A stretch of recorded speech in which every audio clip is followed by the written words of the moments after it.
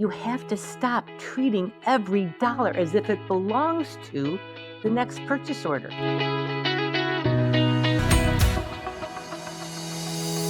Welcome back to the Richer Retailer podcast. If you're with me on YouTube, you see our dog right here.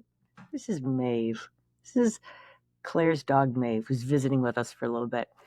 Today's episode, baby, it's a good one. Did you ever feel like you were buying inventory, then you're selling it, and then you're just buying more inventory, and then you're selling it, and then you're just buying more inventory, and then you're selling it, and you feel like you're literally buying yourself broke, right? You're in this cycle that every dollar has to go to inventory. Oh my golly. I remember this so clearly. It happened to me also. This is a great question from Amanda. She asked it inside our Richer Retailer Facebook group, which you can find by going to RETAILMavens, with an S, FB for Facebook.com. If you just hit RETAILMavensFB.com, that's where we are. We're all hanging out there, and I'd be happy to answer any of your questions too. So this is what she asked. She asked, how do you get out of that never-ending cycle of purchasing, selling, and then turning around to spend that profit right back on inventory? Oh gosh, Amanda, you are not alone. I can't even tell you how many store owners are just nodding their heads right now. This cycle of sell, buy, repeat feels like progress. It feels like you're moving forward for sure, but often it's what's keeping you stuck. I feel like this is especially worse in your first year where everything is so new and so seemingly urgent all at the same time, right? Here's the big mindset shift. This is it. Are you ready? Inventory doesn't pay you, profit does. Okay, Cathy, nice. Sounds interesting. What exactly does that mean? It means that you have to stop treating every dollar as if it belongs to the next purchase order. That's what you have to do. You have to stop treating every dollar as if it belongs only to inventory. So here are 4 practical steps to break out of that cycle. The first is to know your inventory budget. We talk about this all the time. You should use an open to buy plan to reverse engineer how much inventory you really need at any one time. And don't buy on instinct, buy based on a plan. Your inventory should ebb and flow. Your inventory should increase right before your biggest sales and then decrease and bottom out at the end of the season. There's that moment when you want to keep ordering, like in May, usually, like for the spring, and you're selling out of some summer stuff and you want to keep reordering and you can't.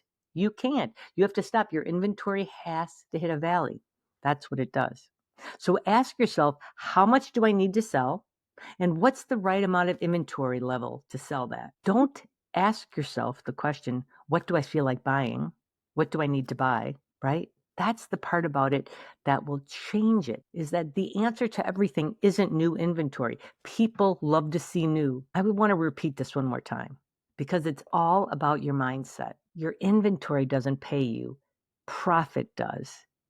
And profit only comes from when you know how much you're going to spend on inventory, and then you know how much you have left. If you need any help with an open to buy plan, it's what we do all the time. Number 2, start using the profit first system. I'll give you a short and quick lesson on it that you can get started with right away. The book's also fabulous, but it's not all completely focused on retail. And so don't hesitate to come into our Facebook group and don't hesitate to ask any questions that you have there. And also, if you're a Profit Club member, yes, you're right. We do this with our clients already automatically. We do this together. Know this, that every dollar that comes in should be assigned a job, not just to pay bills, not just to pay vendors, but to pay you. Even if you're just starting small, set up a system where some of your revenue goes to profit, even if it's as little as 1%. Do it. Put it in a bank account. Put it in a separate account. Have 1% of your sales go into profit. 10% of your sales should go into owner's pay, and then about 50% should go to inventory, and then the rest can go to operating expenses and taxes, right? That's the way to do it. Then you're deciding where that money is going instead of it just racing out the door to pay another vendor. right? All right, the third thing here is to stop reordering on autopilot. I know how it is. Gosh, oh gosh, you've sold out of this. Okay, so I'm just going to reorder it. So many people just reorder what's sold, but that assumes that it was the right item at the right margin and that it will sell again. Instead, I want you to step back and ask, what's actually driving my profit? What's worth restocking? Because we're not going to automatically spend every dollar on inventory. We're going to stop. We're going to be intentional about it. Which leads me to step number 4, which is you have to determine what your never out ofs are. Look at your top 20 items sold by dollar amount as well as by quantity. Look at both of those lists to come up with what the top 20 items are. And then look at how many of those items you sold last month and keep that amount on hand as a minimum. And you should increase it a little bit more as peak seasons come, right? Just doing this by making sure that you have your never out ofs on hand can increase your sales by 13%.